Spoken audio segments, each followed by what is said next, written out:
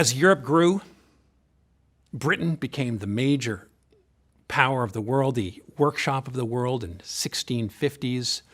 Most of world industrial goods were built in Britain. So the money, the capital, meant the growth of European powers. Not only France, but Great Britain and the United States was emerging. This meant that old empires, like the Ottoman Empire, even though they were not declining in terms of their national income, their population, they were in relative decline because the European powers were moving forward at such an incredible clip. As we talked about earlier, the National Revolution gave them an edge, but also the Industrial Revolution, which was going on at the same time. So the Ottomans became weaker and weaker. The world powers, France, Russia, Austro-Hungarian Empire, Britain, had been picking off Ottoman lands one after the next. The French took Algeria in 1830. The British took Egypt, 1882. Cyprus was before that. Much of North Africa then fell at the end of the century to the French, to the Italians in Libya. But the Russians were pushing down on the north, working their way around the Black Sea and hitting Anatolia from the east. The Austro-Hungarians were helping the Baltic states break free. Greece, in the 1820s and 30s, broke free. So the Ottoman Empire had been shrinking rapidly during the 19th century. It might have fallen had not Britain began to side with it against the Russians. This phenomenon of Britain coming to the rescue of the Ottoman heartlands was seen most vividly in the Crimean War, 1854, when the Russians tried to push the Ottomans completely out of the Black Sea. Britain came to their rescue, and many thousands of British soldiers were killed during the Crimean War in an effort to keep the Ottomans alive, keep them in control of Istanbul and the Bosphorus Straits. What changes this major competition between Russia on the one hand and Britain on the other?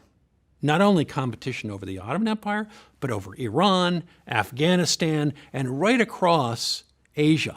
What's often been called the Great Game. That is the competition between Russia as it pushed out eastward and Great Britain as it tried to consolidate its grip over its great sprawling empire. Today, the Great Game is still being played out.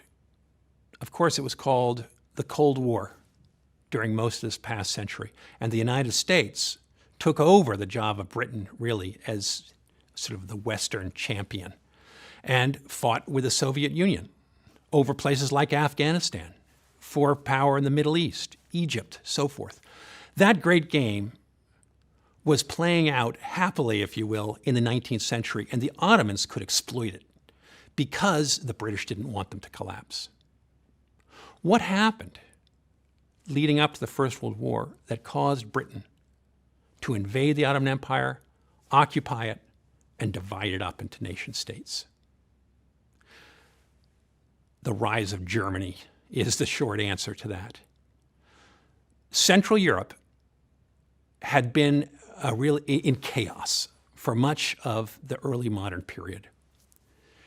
The German region was 300 statelets, principalities, bishoprics, free cities, until Napoleon invaded it in the beginning of the 19th century. Then it became 33 states, and it wasn't until the rise of Bismarck in the 1860s that Germany begins to unify. And in a series of 3 short wars, Bismarck unifies the German Empire around Prussia, the Prussian state, and turns it into one big empire by 1871. In the last of these wars, Germany invades France in 1870. And in a blitzkrieg, it manages to go to Paris and humiliate the French, forcing them to sign a treaty. From that moment on, the French are determined that they have to make alliances in order to keep the Germans contained. The French look to the Russians, who are on the other side of Germany, and also to the British, and struggle to form what later becomes the Entente Cordiale in the First World War. The Russians, the British, the French, which become the heart of a new alliance designed to contain Germany. Germany, to break out of this, allies itself with the Austro-Hungarian Empire and ultimately the Ottoman Empire. And those are what are called the Central Powers in World War I. Now, how does this affect the Ottomans?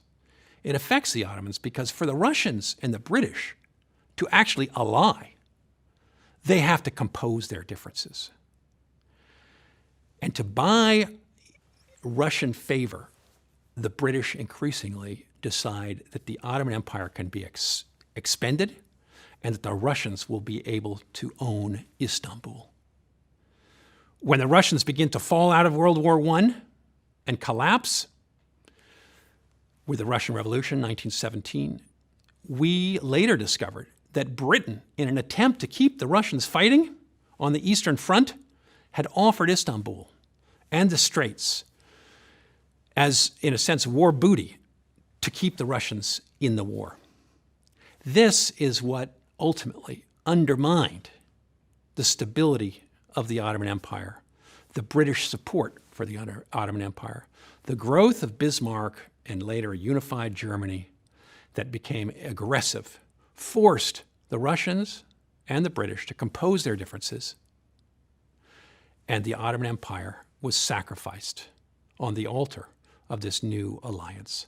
So the balance of power had shifted inalterably with the rise of Germany, and this undermined the Ottoman Empire.